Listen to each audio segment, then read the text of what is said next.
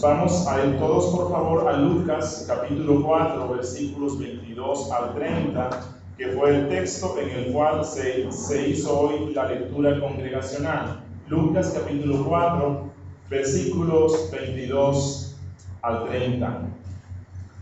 Suele suceder que, por lo general, venimos a ser conscientes del valor de las personas que son familiares o cercanas a nosotros cuando ellos se han ido o están lejos.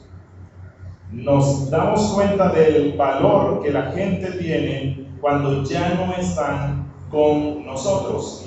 Lastimosamente eso forma parte de nuestras imperfecciones y es algo que nos estorba para que disfrutemos plenamente de las buenas cosas que nos rodean. Por lo general, valoramos a las cosas cuando no están con nosotros, cuando las cosas no son familiares o abundantes, no le damos el valor que realmente tienen. Las valoramos cuando ya no las tenemos. Ese defecto que nos identifica de valorar a las personas cuando ya no están con nosotros se puede convertir en algo catastrófico cuando llega al punto de rechazar a alguien que puede significar la vida para nosotros, simplemente porque es muy familiar o porque no consideramos que esa persona pueda ser útil para nosotros. En nuestro pasaje de hoy, Lucas 4, versículo 22 al 30, vamos a estar viendo cómo una comunidad religiosa decide rechazar al dador de la vida simplemente porque él era uno de ellos. Lo rechazan porque él era familiar de ellos. Quiera el Señor hoy ayudarnos al exponer este texto, que seamos confrontados por las Escrituras de manera que no continuemos rechazando a aquel que nos puede dar la vida eterna o condenar en el infierno. Vamos a estructurar nuestro texto, que va desde el versículo 22 hasta el 30, en tres partes importantes, que son: rechazando al Salvador porque parece familiar, versículos 22 al 24. Y todos daban buen testimonio de él y estaban maravillados de las palabras de gracia que salían de su boca y decían: ¿no es este el hijo de José? Él les dijo: sin duda me diréis este refrán: médico, cúrate a ti mismo. De tantas cosas que hemos escuchado que se han hecho en Capernaum, haz también aquí en tu tierra. Y añadió: de cierto os digo que ningún profeta es acepto en su propia tierra. Rechazando al Salvador porque parece familiar. El punto 2 va del versículo 25 al 28. Rechazando al Salvador por su soberanía en ofrecer misericordia. Rechazando al Salvador por su soberanía en ofrecer misericordia. Y bueno, dice en el versículo 25: y en verdad os digo que muchas viudas había en Israel en los días de Elías, cuando el cielo fue cerrado por 3 años y 6 meses, y hubo una gran hambre en toda la tierra, pero a ninguna de ellas fue enviado Elías, sino a una mujer viuda en Sarepta de Sidón. Y muchos leprosos había en Israel en el tiempo del profeta Eliseo, pero ninguno de ellos fue limpiado, sino Naamán el sirio. Y el tercer aspecto que vamos a estar viendo hoy es rechazando al Salvador al punto del desprecio total. Rechazando al Salvador al punto del desprecio total. Versículos 29 al 30: y levantándose le echaron fuera de la ciudad y le llevaron hasta la cumbre del monte, sobre el cual estaba edificada la ciudad de ellos, para despeñarle, mas él pasó por el medio de ellos y se fue. Un rechazo peligroso. Un rechazo peligroso. Vamos a estar viendo el punto 1, rechazando al Salvador porque parece familiar. Los feligreses de la sinagoga de Nazaret acaban de escuchar un poderoso sermón predicado por el más grandioso predicador que haya pisado la tierra. Acaban de escuchar al que fue enviado para ser el Salvador del mundo. Acaban de escuchar al Mesías, al Redentor de la humanidad, a Emmanuel, Dios con nosotros, en una predicación que él dio basado en el libro de Isaías, donde él dijo: el Espíritu del Señor está sobre mí, por cuanto me ha ungido para dar buenas nuevas a los pobres. Él se ha presentado como ese Mesías. La predicación de Cristo en la sinagoga de Nazaret fue una predicación diáfana, clara, contundente, veraz, autoritativa. Y la gente lo reconoció. La gente de Nazaret está asombrada porque este hijo de un humilde carpintero tiene esa capacidad de predicar tan elocuentemente y con tanto poder. Pero el orden que usualmente se mantiene en un culto en la sinagoga ha sido roto. Hay un corrillo de voces que no pueden dejar de hacer comentarios respecto al sermón y respecto al predicador.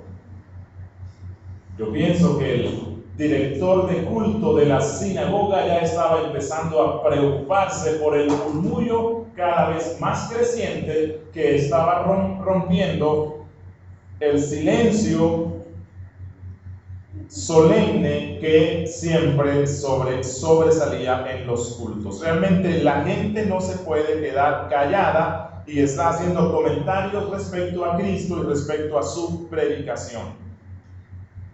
Como era la sinagoga de Nazaret, el pueblo donde se crió Jesús, el pueblo donde vivía su familia, entonces los miembros de la iglesia, o más bien de la sinagoga de Nazaret, eran sus familiares, sus vecinos y sus coterráneos. Están impresionados por la sabiduría de Cristo y los milagros que se cuentan que él hizo en otros sitios. Pero lo que más está asombrando a esta gente es que este Jesús, hijo de un carpintero humilde, de un rudo carpintero, está hablando como todo un sabio.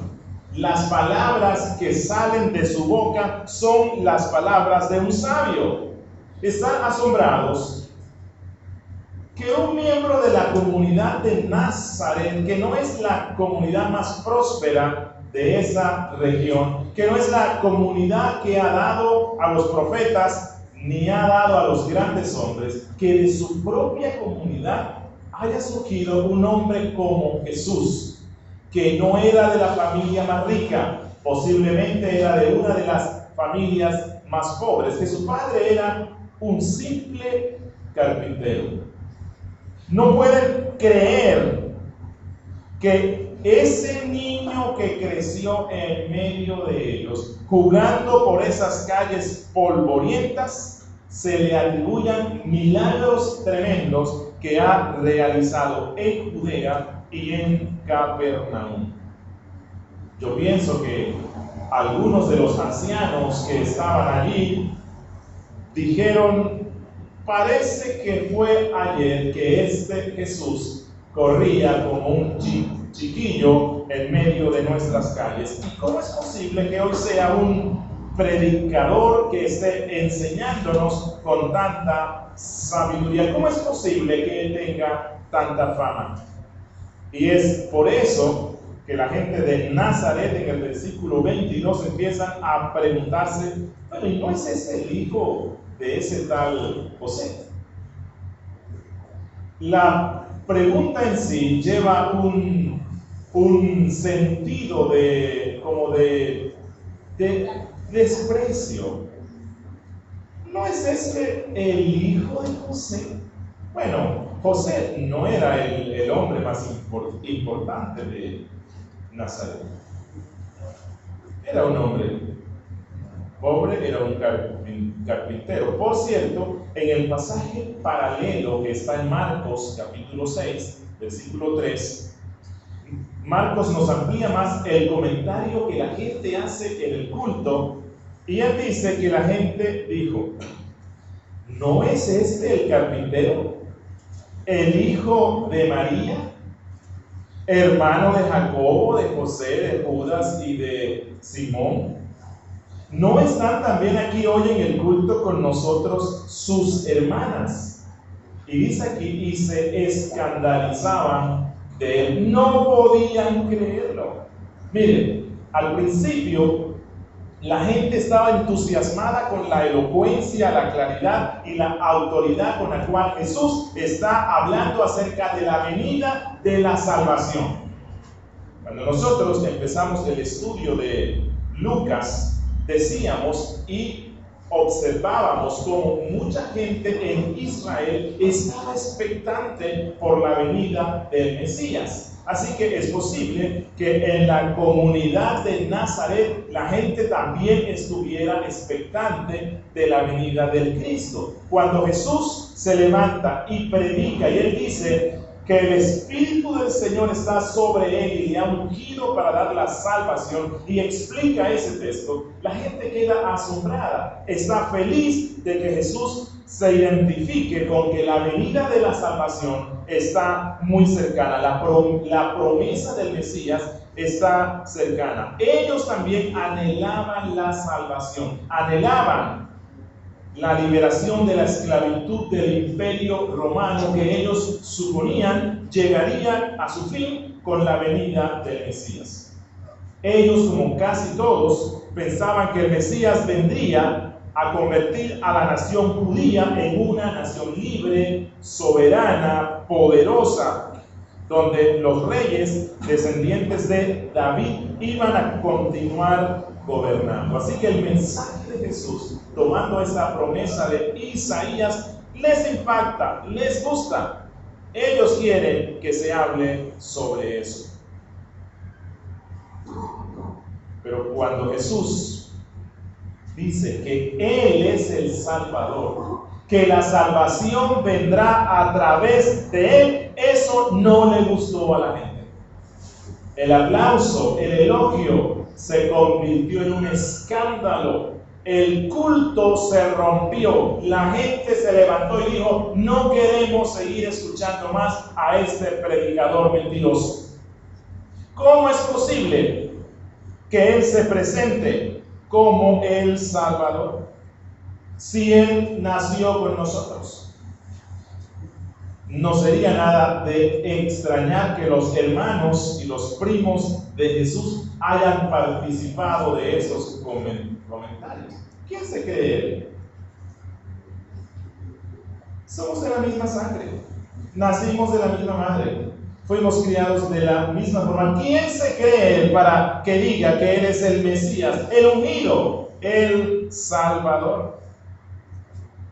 Y es posible que los vecinos que estaban allí en el culto hayan dicho: ¿cómo es posible que un pobre carpintero galileo pueda ser el ungido? ¿Acaso la Biblia no dice que el Mesías será de Judea?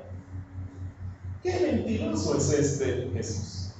Miren, la familiaridad produjo desprecio.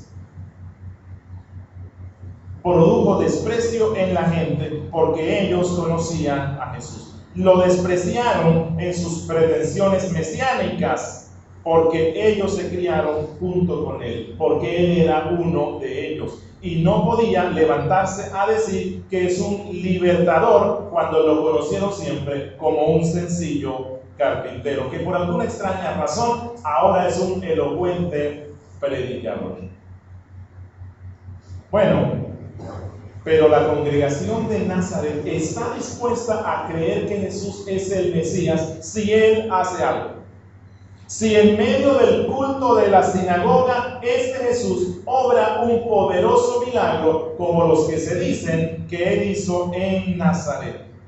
Bueno, El texto de Lucas no nos dice que la gente dijo eso, pero Cristo sí interpretó eso en el corazón de la gente. Recuerden que Cristo, siendo Dios, puede escudriñar nuestra mente y escudriñar nuestro corazón. Jesús interpreta el pensamiento de esta congregación incrédula, y de la misma manera como Satanás incitó a Jesús para que hiciera un milagro, para que lo convenciera de que él era el Hijo de Dios, esta congregación quiere ver el poder de Jesús haciendo un milagro para ellos aceptar que Él es el Mesías. Pero de la misma forma como Jesús le respondió a Satanás, diciéndole que él no iba a satisfacer su capricho para ver un milagro, él le responde lo mismo a esta congregación incrédula. Él le responde con un rotundo no, y él les deja ver que el poder milagroso de Dios no puede ser obrado para ofrecer un espectáculo o un show a la gente. Recuerden que los verdaderos apóstoles continuaron con este mismo pensamiento de Cristo sobre los milagros. Que los milagros no se hacen para satisfacer la curiosidad de la gente.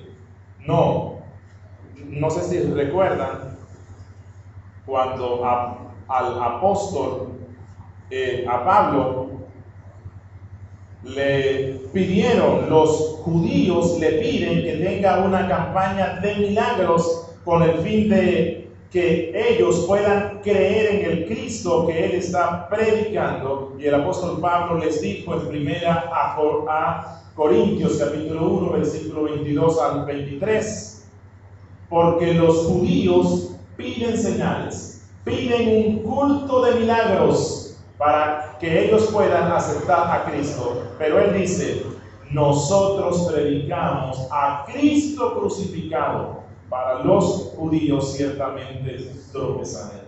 Jesús le responde a la congregación de Nazaret y les dice, no voy a hacer milagros. El apóstol le dice a los judíos, si para que creas en Cristo necesitas ver un milagro, entonces Cristo para ti es un tropiezo, como dice aquí, para los judíos ciertamente tropezadero. Los verdaderos predicadores o evangelistas no tienen otro propósito sino el predicar el evangelio, exponer las escrituras, hablar de Cristo a la gente. El medio que Dios usa de manera efectiva para convencer a la gente de su necesidad de Cristo es a través de la locura de la predicación. Como dijo Pablo en primera a Corintios capítulo 1 versículo 21, dice, pues ya que en la sabiduría de Dios el mundo no conoció a Dios mediante la sabiduría, agradó a Dios salvar a los creyentes por la locura de la predicación. Y Jesús, en el fondo, lo que les dice es, congregación de Nazaret, si no creyeron por la predicación que acabo de darles, no voy a satisfacer su curiosidad obrando milagro. Miren lo que dice en el versículo 23. Él les dijo, sin duda me diréis este refrán. O sea, Cristo interpreta el pensamiento de esta gente. Médico, cúrate a ti mismo.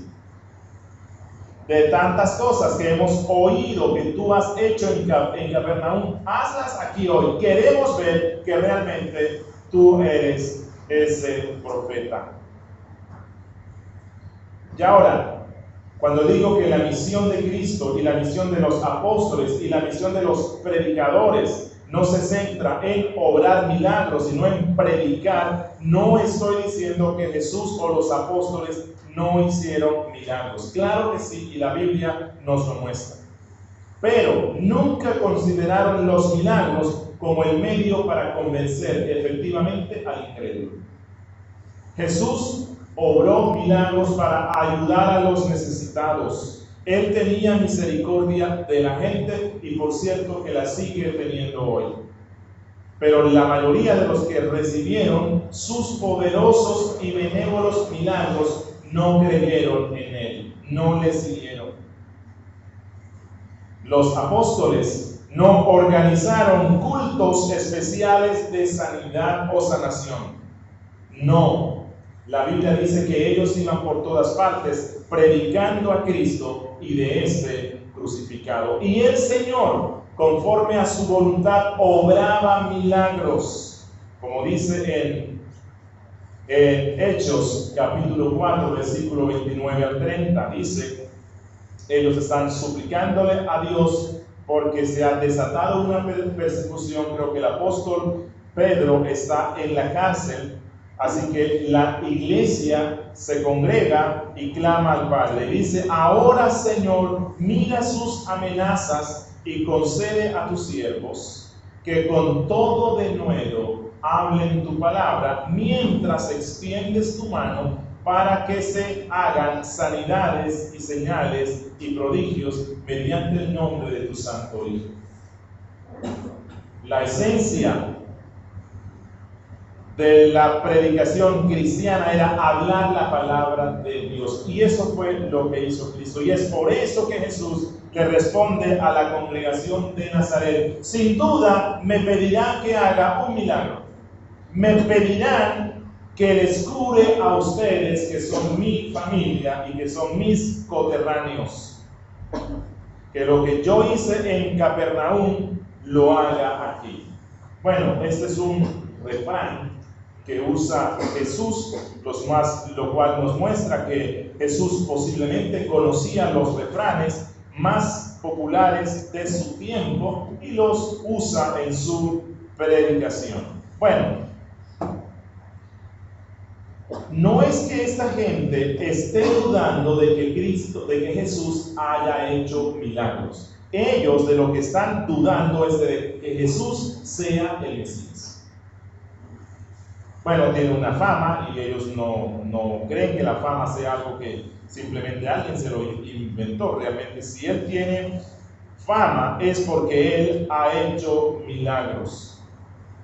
Y ahora, los fariseos podían dar fe de que Jesús obraba milagros, pero no creían que él era el Mesías.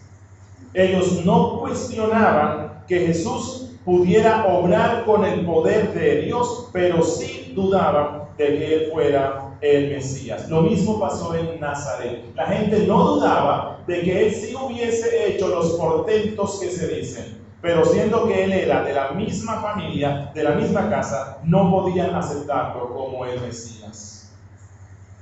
El texto nos dice en Marcos que esa mañana los hermanos de Jesús, las hermanas, los familiares, posiblemente su madre, sus primos, sus vecinos, sus tíos, estaban en el culto. La congregación estaba compuesto por esta gente que era familiar de Jesús.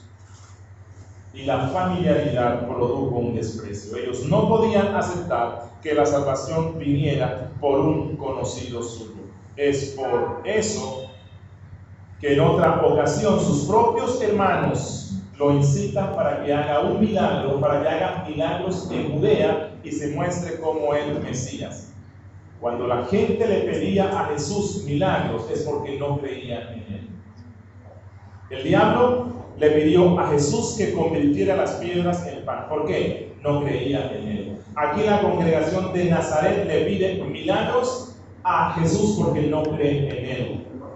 Los hermanos de Jesús le piden que haga milagros porque tampoco creen en él. Mire lo que dice Juan, capítulo 7, desde el versículo 3. Juan, capítulo 7, desde el versículo 3. Y le dijeron sus hermanos: sal de aquí y vete a Judea, para que también tus discípulos vean las obras que haces. Porque ninguno que procura darse a conocer hace algo en secreto. Si estas cosas haces, allí ven la incredulidad. Si realmente tú haces esas cosas que se dicen, pues entonces manifiéstate al mundo. Porque ni aun sus hermanos creían en él. Entonces Jesús les dijo: mi tiempo aún no ha llegado. Quiero hacer aquí una especie de preaplicación. No es bíblico ni es correcto cuando nosotros argumentamos que es necesario que Dios obre milagros en la iglesia para que el incrédulo venga y crea. Si el incrédulo necesita ver un milagro, es porque su corazón está cerrado totalmente contra Cristo. Lo que lo puede convencer de manera efectiva es la predicación de la palabra de Dios. ¿Y cómo responde Jesús al refrán que él lee en la mente de la gente? Bueno, le responde en el versículo 24 con otro refrán. Él dice: de cierto os digo que ningún profeta es acepto en su propia tierra. Bueno, el significado de ese refrán es: un profeta puede ser honrado en cualquier parte, menos en su casa, menos en su tierra. Y esa es una triste realidad. Y la falta de honra o la falta de reconocimiento para un familiar o para una persona está fundamentada en la envidia. No nos es fácil aceptar ciertos valores y cierto reconocimiento, cierta honra a una persona muy conocida por nuestro egoísmo. ¿Cómo es posible que ese hermano de la misma congregación, escuchando los mismos sermones que yo, el Señor lo haya llamado para ser un pastor? Nos es difícil muchas veces, pero es por el puro egoísmo. La gente de Nazaret no podía aceptar que este humilde miembro de su comunidad pudiera ser levantado por Dios como el Salvador o el Mesías. Ningún profeta es acepto en su tierra. Esta es la norma, pero no es lo que debería ser. Miren, como dijo un autor cristiano: muchos ancianos en potencia, muchos diáconos en potencia, muchos ayudantes, maestros de escuela dominical, muchos líderes de clubes de niños o de jóvenes en potencia son dejados de lado, porque por la familiaridad se les considera incompetentes. Pero suele suceder que al trasladarse a otra ciudad o a otra iglesia, se constituyen inmediatamente en una gran bendición debido a que sus talentos son reconocidos. Y él finaliza diciendo: no estemos tan seguros de que el miembro de la iglesia con quien nos criamos sea incapaz. La familiaridad no debiera producir desprecio.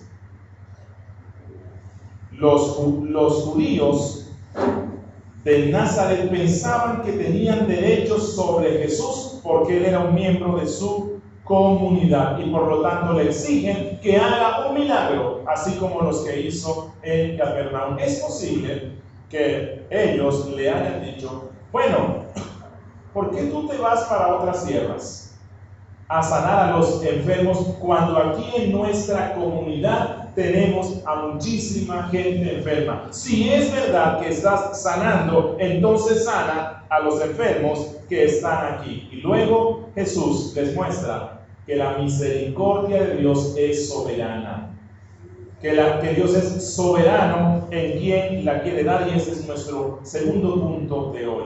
Rechazando al Salvador por su soberanía en ofrecer misericordia. Miren lo que dice el versículo 25.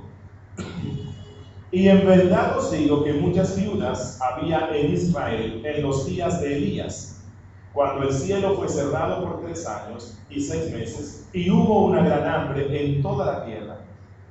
Pero a ninguna de ellas fue enviado Elías, sino a una mujer viuda en Sarepta de Sidón, es decir, a una mujer extranjera. Y muchos leprosos había en Israel en el tiempo del profeta Eliseo, pero ninguno de ellos fue limpiado, sino Naamán, el sirio, es decir, un extranjero. Jesús, para demostrarles a la comunidad de su tierra que Él no tiene por qué hacer milagros en la sinagoga de Nazaret, simplemente porque ellos sean su familia o vecinos, así ellos no crean en Él como Mesías, Jesús utiliza estos dos ejemplos de la Biblia que muestran la soberanía de Dios en ofrecer su misericordia a quien Él quiere. Bueno, algo sorprendente que fue lo que causó que esta gente se volviera loca y lo quisieran matar es que los dos ejemplos son de dos extranjeros. Es decir, Cristo está recalcando aquí que su misión salvadora va a tener un enfoque especial hacia los inmundos y despreciados gentiles, porque los dos ejemplos que él usa aquí son de gentiles a los cuales los judíos los despreciaban. La sinagoga de Nazaret se consideraba como los amados de Dios porque eran judíos, y ellos le reclaman a Cristo que Él no debe ir a Capernaum a hacer milagros a gente que no es judía, sino que lo debe hacer en su propio pueblo. Y Él dice, bueno, y el primer ejemplo que Él toma es el del profeta Elías. ¿Recuerdan que allá en Reyes, en primer libro de Reyes, capítulo 17, se nos cuenta que el Señor había cerrado los cielos para que no lloviera por 3 años y medio, a causa de la incredulidad de la gente. La gente estaba adorando a dioses ajenos y Dios les había dicho por medio de Moisés que si ellos se iban en pos de dioses ajenos, esta tierra que fluye leche y miel se convertiría en un desierto. Y en tiempos de Elías, esa tierra se convirtió en un literal desierto. No llovió por 3 años. Y eso debió ser terrible. Aquí solamente el año pasado, que hubo un tiempo de sequía no tan extenso, y ya los acueductos estaban anunciando que la gente debía ahorrar agua porque de lo contrario nos iban a someter a algunos racionamientos por unos mesecitos. Imagínense, por 3 años y medio. Eso sería una hecatombe. Allá en Primero de Reyes 17:1, Elías maldice al malvado rey Acab y le dice esto: vive Jehová Dios de Israel, en cuya presencia estoy, que no habrá lluvia ni rocío en estos años, sino por mi palabra. Así que hubo 3 años y medio. Bueno, el texto aquí no nos dice cuántos años fueron, pero Cristo dice que fueron 3 años y 6 meses. Así que si Cristo dice eso, le creemos. Él es Dios y Él fue quien dio esa profecía. Y ahora, durante ese tiempo de sequía, el pueblo de Dios también sufrió de la sequía. Elías también sufrió las consecuencias. Hay unas interpretaciones escatológicas que dicen que la iglesia de Dios, por ser de Dios, no sufrirá bajo la ¿cómo es que se le llama? Tribulación. Bajo la gran tribulación, pero se me escapaba la palabra. Y ellos llegan a la conclusión de que somos el pueblo de Dios. Entonces no es casi el mismo principio que usan hoy los que creen en la teología de la prosperidad. Como somos hijos de Dios, vamos a ser ricos, no nos vamos a enfermar, no vamos a ser pobres. Bueno, en la historia de Elías vemos que no necesariamente tiene que ser así. Este hombre también está en una tierra donde no llueve, y Dios lo manda para que se vaya a un arroyo seco, obviamente. Pero Dios siempre cuida de su pueblo, aunque sufra bajo la tribulación no sufrirá de la misma forma que el incrédulo. Dios siempre tiene cuidado de su pueblo y Dios cuidó del profeta. Y la Biblia nos muestra que Dios envió unos cuervos para que estos cuervos alimentaran al profeta por 3 años y medio. Difícil, ¿no? Bueno, es algo que la Biblia nos dice. 3 años y medio Elías siendo alimentado por unos cuervos. 3 años y medio, la tierra que Dios había dicho que produciría leche y miel, ahora no estaba produciendo ni siquiera paja, porque no crecía absolutamente nada. Bueno, Elías anunció la palabra de Dios y la palabra de Dios se cumplió. Cuando predicamos la palabra de Dios, ella produce el efecto para el cual Dios la envía. No como en estos días se me acercó alguien, creo que muy bien intencionado, y me hizo una observación de algo que escribí en el libro de la guerra espiritual, que está dando mucho de qué hablar hoy día, gracias a Dios. Y la hermana, creo que con mucha sinceridad, me decía: hermano, yo quisiera recomendarle a ver si en una próxima edición usted cambia eso que usted dijo. Usted dice que solo Dios tiene el poder de crear con la palabra. Y recuerde que la Biblia dice que nosotros tenemos poder para crear con nuestra palabra. Yo le dije: bueno, dime dónde la Biblia nos dice eso. Sencillo, si la Biblia lo enseña, pues ella debe decirlo, ¿no? Digo, bueno, en Proverbios dice que la vida y la muerte están en nuestra boca, ¿no? En nuestra lengua. Sí, es cierto, pero significa eso, dice el texto, que podemos crear con nuestra lengua. Más bien no se relaciona con lo que Santiago luego dice, que nosotros somos muy sueltos de lenguas, que necesitamos controlar nuestra lengua, que necesitamos dominarla. Pero bueno, fue a muchos textos y le mostré, no se necesitaba hacer un exégeta para simplemente ver el contexto y no habla nada sobre ese tema. Pero uno de los textos que usó fue este. Digo, pero recuerda que Elías habló la palabra y hubo sequía. Y luego habló la palabra y llovió. Sí, pero ¿cuál fue la palabra que habló él? La palabra de Dios. El poder no estuvo en la palabra de Elías, el poder estuvo en la palabra de Dios. Cuando nosotros predicamos la palabra, ella produce el efecto para el cual Dios la envía. Porque es la palabra de Dios. Cuando es mi palabra lo que puede crear es un problema serio, porque por lo general, cuando hablamos mucho, generamos problemas. Elías habló la palabra y hubo sequía. Bueno, como yo les dije, durante este tiempo, la característica común de la gente de Israel era la incredulidad. Inventaron sus propios dioses y abandonaron al Dios de la Biblia. Abandonaron a Dios y en consecuencia abandonaron su ley.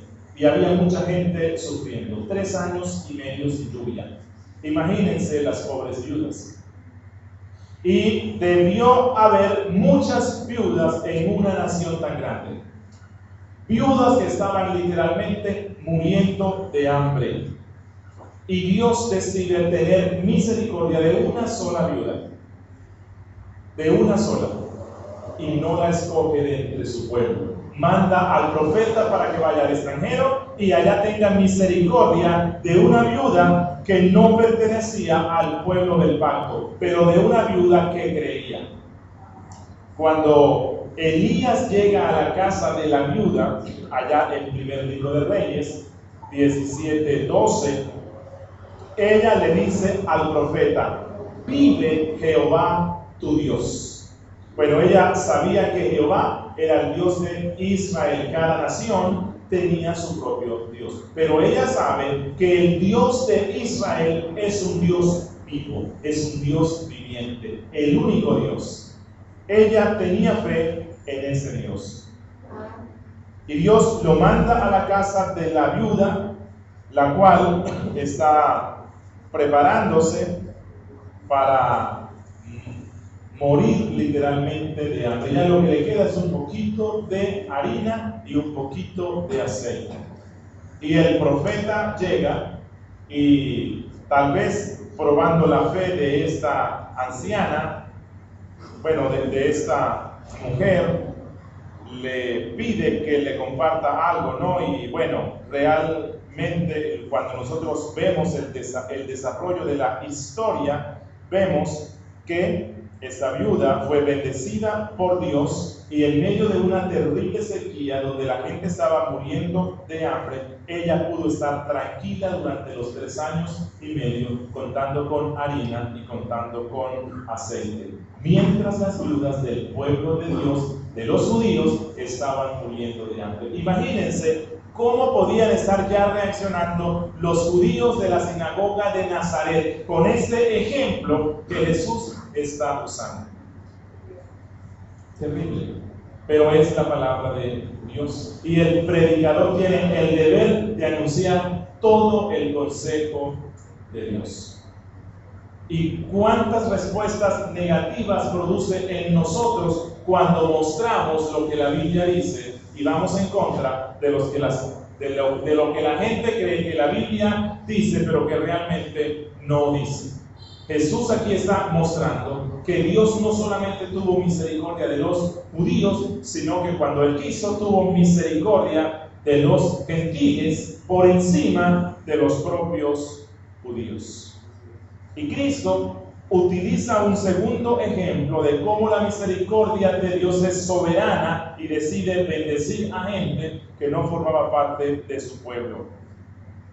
Miren el caso en los días de Eliseo, quien fue el sucesor de Elías. Jesús dice que había muchos leprosos en Israel. La lepra era una enfermedad muy común, pero muy terrible en ese tiempo y en ese lugar. Mucha gente sufría como consecuencia de la lepra, una enfermedad degradante, ignominiosa. La gente tenía que irse, que apartarse del resto de la comunidad. Pobre gente, sufriendo, pero Dios decide tener misericordia de un solo leproso en ese tiempo. Y ninguno fue de entre los judíos. El Señor sanó a un leproso extranjero que tenía poca o casi ninguna fe en Dios. ¿Recuerdan la historia que está en el segundo libro de Reyes, capítulo 5? Un general del ejército sirio, Naamán, el sirio, por recomendación de una humilde sirviente, de una muchacha que está como esclava de su esposa, él decide ir a Israel para probar a ver si con el profeta judío podía sanarse su mal. No estaba convencido de que pudiera sanarlo, pero él fue. Y recuerdan, la historia nos dice que Eliseo decide no rendirle pleitesía a este importante hombre, sino que le manda una razón con su sirviente y le dice: mira, el profeta dice que si quieres ser sano debes sumergirte 7 veces aquí en las aguas no muy limpias del río Jordán. Eso fue una ofensa terrible para este hombre y él le iba a dar vuelta a su carruaje y dijo: me voy de aquí. Allá en Siria tengo ríos más limpios que esta cloaca del Jordán. Y el profeta, y bueno, alguien allí al lado de él dice: bueno, es mejor que lo intentes, que pruebes aquí en estas aguas sucias y te sanes, a que no lo intentes. Y él decide hacerlo, no con mucha fe, y este hombre es sanado. Este extranjero regresó a su tierra completamente sano de su lepra, mientras que los leprosos de entre los judíos continuaban sufriendo a causa de esta oprobiosa enfermedad. Estos dos ejemplos usados por Cristo tenían como fin mostrarle a la gente de la sinagoga de Nazaret que había empezado una nueva historia de la salvación. Que aquello que había sido una excepción en el Antiguo Testamento ahora sería la regla, que Dios derramaría de su misericordia sobre la gente de Capernaum y sobre todos los extranjeros que Él quisiera. Que Él como Mesías vendría a salvar a los gentiles, los cuales iban a ser mayormente beneficiados. Salvaría a los judíos que creyeran en Él, pero también a los gentiles. Jesús les muestra: familiares y coterráneos de Nazaret, no me reclamen nada, porque yo vine a salvar a judíos y a gentiles de la misma manera. Esto fue intolerable para esta orgullosa gente de su raza. Ellos no podían aceptar que la misericordia de Dios se extendiera a extranjeros. Todo lo querían para ellos, así no tuvieran fe, que era la condición en la cual ellos estaban. Ellos no podían aceptar la doctrina de la soberanía de Dios. Y esta es una de las doctrinas que más difíciles y ofensivas resultan para el hombre. Como dijo Juan Carlos Raile, de todas las doctrinas de la Biblia, ninguna resulta ser tan ofensiva a la naturaleza humana como la doctrina de la soberanía de Dios. El hombre puede soportar oír que Dios es grande, que Dios es justo, que Dios es santo, que Dios es puro, pero oír que Dios tiene misericordia de quien quiere tenerla y que se compadece de quien quiera compadecerse y que no da cuenta de sus razones, que no depende del que quiere ni del que corre, sino de Dios que tiene misericordia. Esas son verdades que el hombre natural no puede ni quiere aceptar. Incluso muchos creyentes les cuesta y les es difícil aceptar esto. Provoca la ira en contra de Dios. Es por eso que en su incredulidad la sinagoga de Nazaret decide rechazar al Mesías hasta el punto del desprecio total, al punto de quitarle la vida, y ese es nuestro punto tercero, rechazando al Salvador al punto del desprecio total. Versículo 29: y levantándose le echaron fuera de la ciudad y le llevaron hasta la cumbre del monte sobre el cual estaba edificada la ciudad de ellos para despeñarle, mas él pasó por en medio de ellos y se fue. El rechazo llegó a su colmo, llegó al punto más alto. Ellos ya no querían tolerar más escuchar las palabras tan ofensivas de su coterráneo. ¿Quién se ha creído este carpintero para venir a cuestionar la posición honrosa que tenemos los judíos, favoreciendo más a los inmundos gentiles? ¿Cómo se atreve este Jesús a poner a los gentiles en una posición más alta que las viudas y los leprosos de Judea? Y entonces deciden tomar al predicador, a ese predicador al cual alabaron, y sacarlo hacia un lugar alto y agreste con el fin de lanzarlo contra las rocas y causar así su muerte.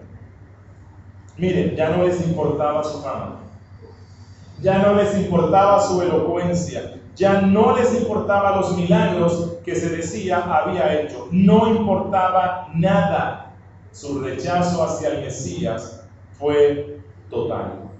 Pero no solo los judíos de Nazaret despreciaron a Cristo. Miren, los judíos de Jerusalén hicieron lo mismo. Y eso que habían visto los milagros, habían sido beneficiados por los milagros de Cristo. Y cuando Jesús estaba siendo juzgado por los romanos, estos judíos también gritaban: crucifíquenle, crucifíquenle. Pero en Nazaret aún no había llegado la hora, y de una forma milagrosa Jesús es librado de una muerte por despeñamiento. La muerte de Jesús tenía que ser por crucifixión. Y el texto dice, mas él pasó por en medio de ellos y se fue. No entendemos cómo fue esto, pero posiblemente allí hubo un milagro y él es librado de esa muerte. Quiero finalizar con unas aplicaciones. Primera aplicación. Hermano y hermana que están aquí. Cuando las cosas nos son muy familiares o muy abundantes, tendemos a subvalorarlas. Es un peligro en el cual siempre tendemos nosotros a caer. Pero recuerda que algunos rechazos, sus consecuencias pueden ser catastróficas. Miren, somos propensos a pensar poco en el privilegio que tenemos de poder tener una Biblia.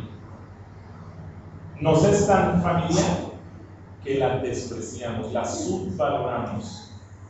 Hay creyentes en zonas donde es imposible encontrar una Biblia y cualquier versículo que se aprenda lo escriben y lo tienen como un precioso tesoro, mientras que nosotros, por la abundancia de Biblias, la despreciamos y la subvaloramos. Miren, la buena predicación de la Biblia, con la cual contamos en la iglesia, se nos puede volver tan familiar que la despreciemos. Y usted y yo sabemos que muchos creyentes viven en miseria espiritual en muchas congregaciones a causa de que no se expone la palabra.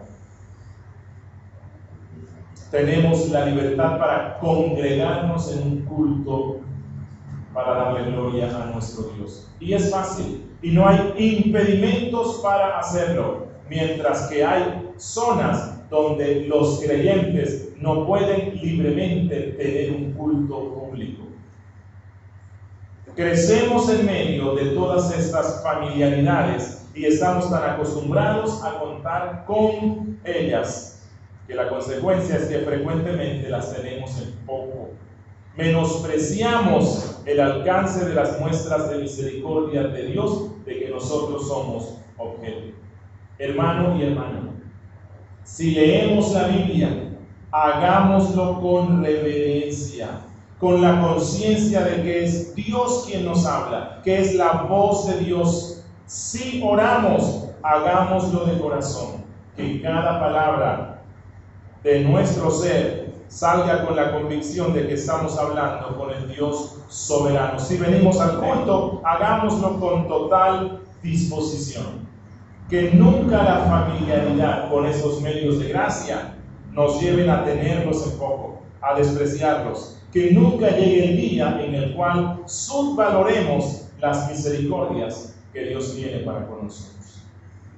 Segunda aplicación. La doctrina de la soberanía de Dios es ofensiva para el hombre que vive centrado en sí mismo.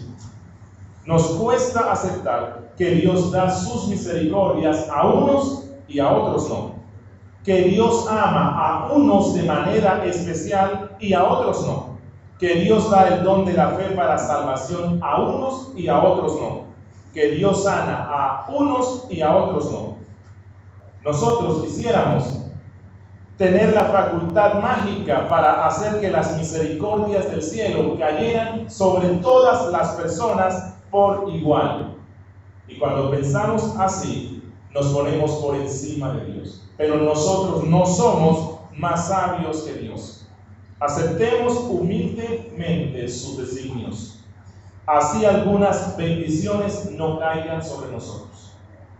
Que nuestros corazones no se rebeldicen en contra de la soberanía de Dios cuando vemos que algunas personas, tal vez no tan dignas como nosotros o con tanta fe como la nuestra, reciben bendiciones de Dios, ya sean económicas o de salud o de otra índole, mientras que nosotros, que estamos orando desde hace tiempo por alguna bendición, no la recibimos.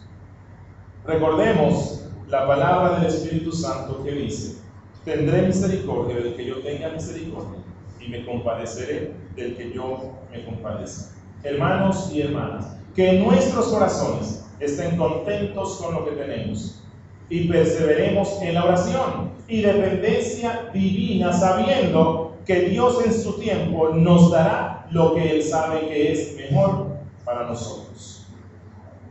Y una tercera aplicación. Revisemos nuestros corazones, que en Él no estemos rechazando al que puede salvar nuestras almas o al que puede condenarlas en el infierno. Amigo y amiga que estás aquí, te pregunto, ¿qué es lo que vienes a buscar en Jesús? ¿Milagros, como la gente de Nazaret, o la salvación que Él vino a dar? Te pregunto hoy, ¿cómo estás viendo a Jesús? ¿Como un milagrero o como un salvador? Así Él no haga un solo milagro en tu vida, así la enfermedad que tienes no sea sanada, así el problema económico no sea aliviado, recuerda que si no aceptas a Jesús como el Hijo de Dios, como el Mesías Salvador, como tu Señor, estás condenado y la ira de Dios se encuentra sobre ti. Y un día el poder de la justicia de Dios caerá sobre ti y eternamente serás condenado en el infierno. Recuerda las palabras de Jesús en Juan 3:18. El que cree en Él, en Cristo, no es condenado. Pero el que no cree, y no importa la razón por la cual no creas, pero el que no cree ya ha sido condenado, porque no ha creído en el nombre del unigénito Hijo de Dios. El que cree en Él tiene la vida eterna, pero el que rehúsa creer en Él no verá la vida, sino que la ira de Dios está sobre él. Y quiero, amigo y amiga, dejarte con una pregunta. ¿Qué es lo que tú prefieres? ¿Ver un milagro o ser salvado para siempre de la ira de Dios? Demos gracias a Dios. Oh Rey de la Gloria, Dios eterno, Dios majestuoso, Dios soberano, excelso Dios, a ti oramos en esta tarde, Señor. Primero dándote gracias por tu palabra. Gracias, Dios, porque en nosotros no sucedió lo que pasó en la gente de la sinagoga de Nazaret. Nosotros no hemos visto milagros o no necesitamos ver un milagro para creer en ti. Pero eso no fue por nosotros. Eso no fue porque nosotros éramos mejores que la gente de Nazaret. Éramos tan malos como ellos. Y nosotros, si hubiésemos estado allí, también hubiésemos intentado despeñar a Cristo. Si hubiésemos estado en Jerusalén, también nuestras voces se hubiesen unido a las de aquellos que clamaban, crucifíquenlo. Oh Jesús, pero gracias, porque en tu soberana misericordia decidiste darnos el don de la fe, decidiste darnos el arrepentimiento, decidiste traernos a ti. Y eso es un acto soberano de tu misericordia. Gracias, Dios, por esa soberana gracia en la cual decidiste por pura misericordia salvarnos. Oh Jesús, queremos suplicarte que nos ayudes para que no estemos despreciando ninguna de las dádivas de tu gracia, ninguno de los medios de gracia que nos has dado para crecer, porque se nos hayan vuelto familiares. Perdónanos, Dios, porque a diario tenemos Biblias en nuestra casa, no una Biblia, muchas Biblias, pero no las leemos. Nos hemos acostumbrado tanto a andar en medio de las Biblias que no las miramos para leer. Nos es tan familiar que ya no la apreciamos, le damos el valor que ella tiene. Oh Señor, libra a Colombia de que un gobierno comunista surja y que entonces vengan las restricciones para tener la cantidad de Biblias que tenemos hoy. Y que entonces sí valoremos y anhelemos contar con una Biblia. Oh Dios de la gloria, libra a Colombia de tener un gobierno ateo que impida la celebración pública de los cultos. Porque entonces sí, como Israel, cuando estaba, Señor, en esa esclavitud en la diáspora, y ellos anhelaban la casa tuya, anhelaban esos días en los cuales el templo estaba disponible para adorar, pero nadie iba. Oh Dios, perdónanos, porque no hemos amado tu casa, no hemos amado este medio de gracia que es el culto o la predicación, porque tenemos la facilidad para asistir. Oh Dios, líbranos de quedar en una situación de enfermedad en la cual anhelemos estar en un culto, pero no podamos estar. Perdónanos, Dios, porque no hemos dado el valor a estas cosas, porque las tenemos en abundancia. Perdónanos, Padre, y ayúdanos, Dios, para amar estos medios de gracia. Ayuda a los amigos y amigas que están aquí, que no te conocen. Oh Señor, muéstrales que Jesús es el Mesías. Revélate a ellos en tu infinita misericordia, te lo ruego, y que así ellos no vean ni sientan nada al escuchar la predicación, al escuchar que tú eres el Salvador. Tú les des fe para que crean en ti, para que corran a ti, Señor, para que no sigan rechazándote, y entonces la ira caiga para siempre sobre ellos. En el nombre de Jesús. Amén.